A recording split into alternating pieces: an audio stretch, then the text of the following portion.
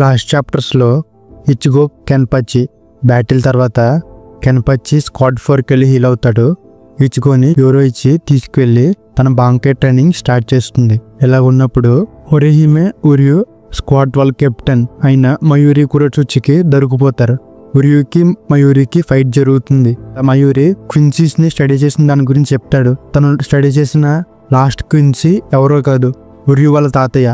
అయితే ఇది విన్న ఉరియు ఫుల్గా పవర్అప్ అవుతాడు. దానికి మయూరి కౌంటర్ ఇవ్వలేకపోతాడు. అప్పుడే మయూరి తన బాంకైని రిలీజ్ చేస్తాడు, ఆషిసోగి జిజోని. ఉరియు కూడా ఒక టెక్నిక్ని అన్లీజ్ చేస్తాడు. కానీ ఆ టెక్నిక్ వల్ల తన క్విన్సీస్ పవర్స్ అన్ని పోతాయని మనకు తెలుస్తుంది. అలా మయూరి తన బాంకైని, ఉరియు తన యారోని రిలీజ్ చేసుకున్నప్పుడు ఇంకా మయూరి బాగా ఇంపాక్ట్ అయ్యి ఒక లిక్విడ్ ఫామ్లోకి మారి అక్కడి నుంచి తప్పించుకుంటాడు. ఉరియు ఆ పాయిజన్కి ఎఫెక్ట్ అయితే మయూరి లెఫ్టినెంట్ అయిన నెమ్ము ఉరియుకి మెడిసిన్ ఇస్తుంది. ఉరియు ఇంకా సెన్జాకు దగ్గరికి పైకి వెళ్ళేటప్పటికి కెప్టెన్ టోసాన్ వచ్చి ఉరియుని ఆపుతాడు.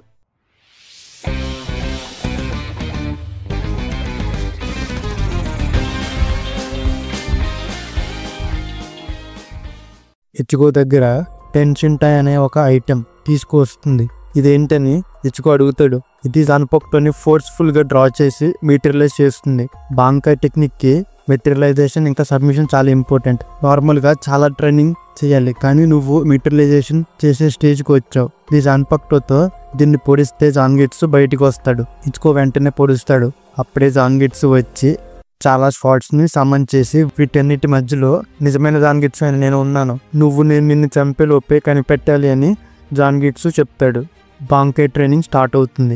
ఒరిహిమెని ఆ సోల్ రిప్పర్ వాళ్ళ కెప్టెన్ అయిన కెన్పచి దగ్గరికి తీసుకువెళ్తాడు. చాడ్, ఉరియు, గాంజు ని ఒకే ప్రెజెన్స్ సెల్లో ఉంచుతారు. ఉరియుకి డౌట్ వస్తుంది, ఎందుకు మనల్ని ఇంకా బతికుంచారు అని. చాడ్ ఒక కెప్టెన్ చనిపోయాడు అందుకే అని చెప్తాడు. హనమొరి తన సెల్ నుంచి ఎస్కేప్ అవుతుంది. దీన్ని హిట్సుకి రిపోర్ట్ చేస్తారు. యోరోయిచి ఇచిగో ఫైటింగ్ చూసి తన స్పీడ్, ఫైటింగ్ ఎబిలిటీ చాలా ఇంక్రీజ్ అయిందని షాక్ అవుతుంది. ఇచిగో నాన్ స్టాప్ గా ఫైట్ చేస్తూనే ఉంటాడు. యోరోయిచి జాంగిట్స్ ని సీల్ చేస్తుంది. దీంతో డే 1 ట్రైనింగ్ అయిపోయిందని యోరోయిచి చెప్తుంది. తర్వాత ఇద్దరు బాత్ చేస్తారు. యోరోయిచి క్యాట్ ఫామ్ లో ఉంటుంది. అప్పుడు ఇచిగో ఒరహారా గురించి అడుగుతాడు. తను ప్రీవియస్ పల్స్ కార్డ్ కెప్టెన్ ఇంకా రీసెర్చ్ అండ్ డెవలప్మెంట్ ని ఫోన్ చేసి ఫస్ట్ చీఫ్ కింద సర్వ్ చేశాడు. ఇచిగో షాక్ అయ్యి అందుకైనా తనకు సోల్ సొసైటీ గురించి, జాన్పాక్తో గురించి అంత తెలుసు అని అనుకుంటాడు. గిన్నిచిమరు ఇజురుకిరాని బయటకు తీసుకుని వస్తాడు. అక్కడే హిట్సుగయ ఉంటాడు. ఇప్పుడు హనమొరి ఐజల్ లెటర్ రాశారు. దానిలో ఎగ్జిక్యూషన్ ఇంకా చాలా విషయాలు డిఫరెంట్ గా జరుగుతున్నాయని, దీని అంతటికి కారణం హిట్సుగయని ఉందని చెప్తుంది. హనమొరి హిట్సుగయని అటాక్ చేస్తుంది. కొంచెం సేపు వరకు ఇచిగోకి ఏం అర్థం కాదు. అప్పుడే హనమొరిని అన్కాన్షియస్ చేసి ఈ ప్లాన్ అయిన గిన్ అన్ని ఫుల్గా పవర్అప్ అయ్యి తన స్వాడ్ని తీస్తాడు. నువ్వు స్వాడ్ తీస్తే నాకు ఇంకో ఆప్షన్ లేదని గిన్ కూడా తన జాన్పాక్తోని తీస్తాడు. కిరాని వెనక్కి వెళ్ళు బ్రతకాలంటే అని చెప్తాడు. అది సరిపోదు, మేము కనిపించని అంత దూరం వెళ్ళిపో, లేకపోతే నీ ప్రాణాలకు గ్యారెంటీ ఇవ్వలేను అని ఇచిగోయ అంటాడు. ఇద్దరు కొన్ని బ్లోస్ ఎక్స్చేంజ్ చేసుకుంటారు. ఇచిగోయ నేను చెప్పాక హనమొరిని బీట్ చేస్తే నేను చంపుతానని rain over the frosted heavens పోయిన్ మారు అని తన షీకైని రిలీజ్ చేస్తాడు. అది ఒక ఐస్ డ్రాగన్ లా ఉంటుంది. దానికి వెదర్ని కూడా కంట్రోల్ చేసే పవర్ ఉంటుందని తెలుస్తుంది. అలాగా పవర్ అప్ చేసి దీని మీదకి వస్తాడు. దీన్ని అక్కడి నుంచి వచ్చే డ్రాగన్ ని చీల్స్తాడు తన జాన్పాక్తోతో. వెంటనే ఇచిగోయ వచ్చి గిన్ హ్యాండ్ ని ఫ్రోజ్ చేసి లాక్ చేస్తాడు. ఇంకా అయిపోయింది గిన్ అని ఇచిగోయ చెప్తాడు. పియర్ సిమ్షన్సో అని గిన్ తన షీకని రిలీజ్ చేస్తాడు. అది హిట్సుగయ కంటి వరకు వస్తుంది. దాన్ని డౌట్ చేస్తాడు. నిజంగానే తప్పించుకున్నా అనుకున్నావా, ఆ అమ్మాయి చనిపోతుంది అని గిన్ చెప్తాడు. తన బ్లేడ్ హనమొరి వైపుకు వెళ్తుంది. అప్పుడే హిట్సుగయ లెఫ్టినెంట్ అయిన రాంగికు మాట్సుమోటో వస్తుంది. మీ స్వాడ్ని విత్డ్రా చేయండి కెప్టెన్ గిన్, లేకపోతే మీరు నాతో డీల్ చేయవలసి వస్తుంది అని రాంగికు అంటుంది. అక్కడ రాంగికు బ్లేడ్ బ్రేక్ అవ్వడం గమనిస్తాం. గిన్ నవ్వి వెళ్తూ ఉంటాడు. ఆగు గిన్ అని హిట్సుగయ అంటాడు. నన్ను చేసే బదులు నీ ఫ్రెండ్ని చూసుకో అని గిన్ అక్కడి నుంచి వ్యానిష్ అవుతాడు. యోరైచి ఇచిగో గురించి కంగారు పడుతుంది. 3 daysలో అచీవ్ చేయడం ఓన్లీ ఒరహరాకే సాధ్యమైంది. అది కానీ ఎక్కువ డ్యూరేషన్ ఉంటే డేంజర్ అని యోరైచి అనుకుంటుంది. ఒరహర ఇచిగోకి నాకన్నా ఎక్కువే గిఫ్ట్స్ ఉన్నాయి, ట్రస్ట్ చేయి అన్న మాట గుర్తుకొస్తుంది. రూకీ ఎగ్జిక్యూషన్ రేపటికి మళ్ళీ ప్రీపోన్ అయిందని తెలుస్తుంది. ఇప్పుడే రాంగికు పాస్ట్ గుర్తుకొస్తుంది. యాక్చువల్గా గిన్ ఇంకా రాంగికు చైల్డ్హుడ్ ఫ్రెండ్స్. నువ్వు ఎక్కడికి వెళ్తున్నావో చెప్పకుండా మాయమయ్యే అలవాటు ఇంకా చేంజ్ అవ్వలేదు గిన్ అని రాంగికు అనుకుంటుంది.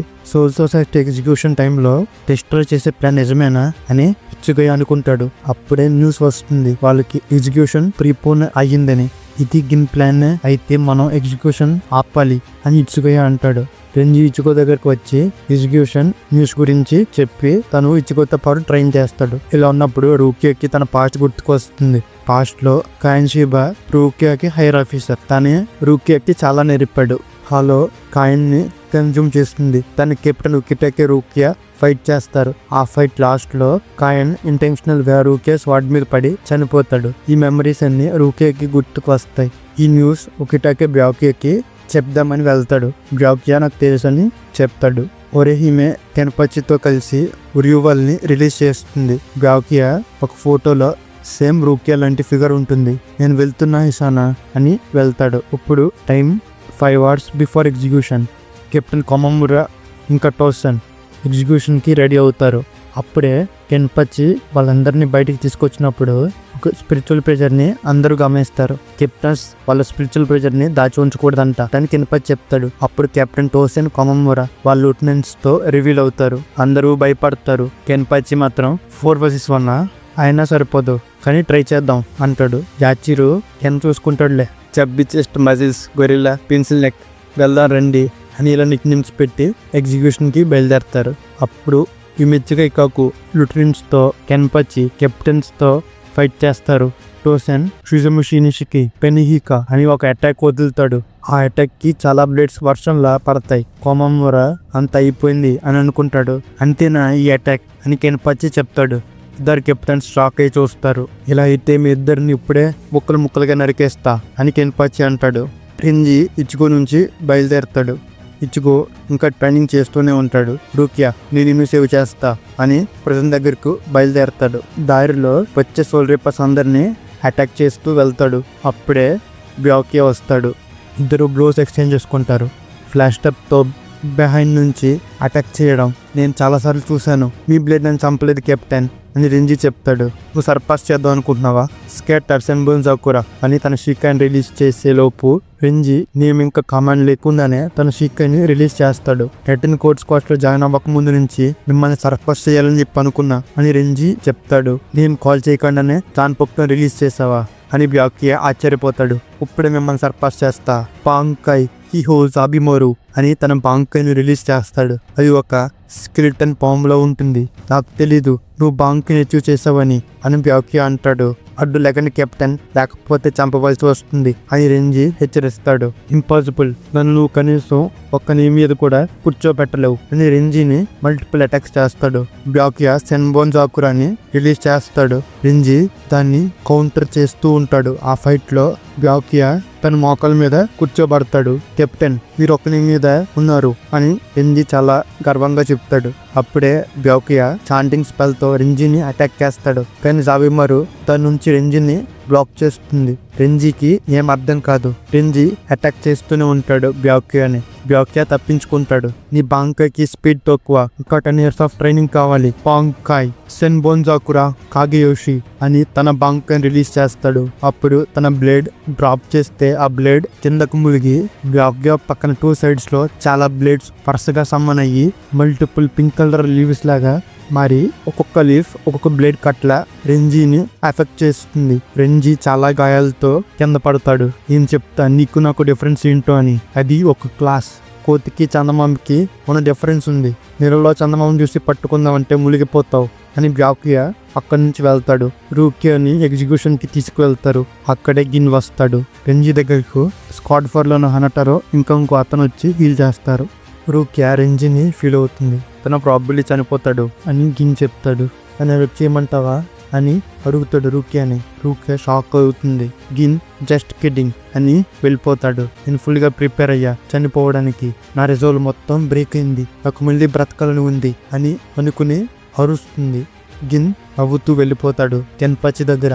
టోసన్ కొమమురా ఏం చేయలేకపోతారు. కెన్పాచి మీరు చనిపోయేలోపు మీ బాంకాయ్ రిలీజ్ చేయండి అని కెన్పాచి అంటాడు. టోసన్ ఏం చేస్తా అని కొమమురాకి చెప్పి బాంకాయ్ అని తన బాంకాయ్ని రిలీజ్ చేస్తాడు.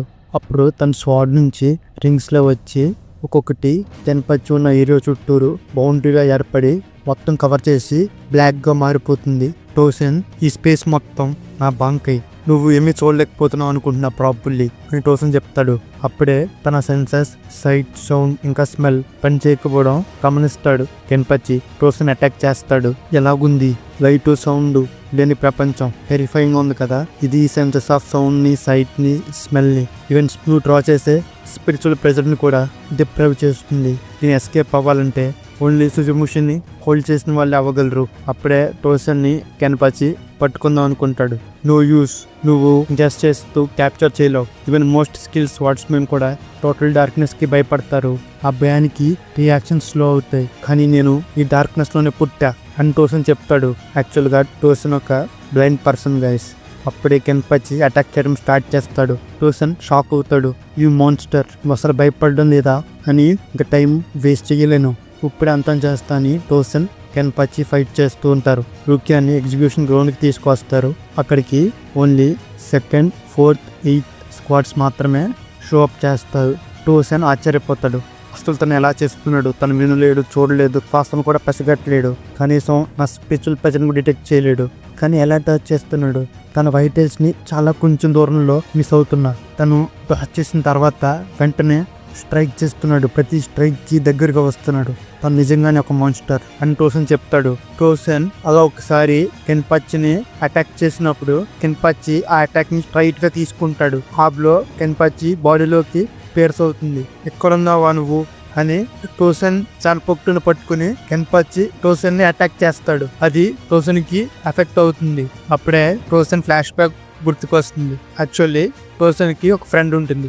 వాళ్ళిద్దరూ ఎప్పుడు ఒక చోట ఉండి మాట్లాడుకునేవారు. అయితే ఒక రోజు తనకు మ్యారేజ్ అవుతుందని తెలుస్తుంది. తను ఒక సోల్ రేపర్ అని ఆమె చెప్తుంది. పైగా అప్పుడే తనకి సోల్ రేపర్ అకాడమీ నుంచి యాక్సెప్టెన్స్ లెటర్ వస్తుంది. తను సోల్ రేపర్ అవుదాం అనుకుంటుంది. హార్వర్స్ ని ఫైట్ చేసి పీస్ ని నిలబెట్టడానికి కంగ్రాచులేషన్స్ అని చెప్పి కనమే చెప్తాడు. కానీ దాని తర్వాత మళ్ళీ ఆమె కనపడదు. ఎందుకంటే ఆమె హస్బెండే తనని చంపేస్తారు. తన హస్బెండ్ ఒక కామ్రేడ్ ని ఒక స్మాల్ మ్యాటర్ మీద చంపేశాడు. ఎందుకని ఆమె వెళ్ళి అడిగితే తనను కూడా చంపేశాడు.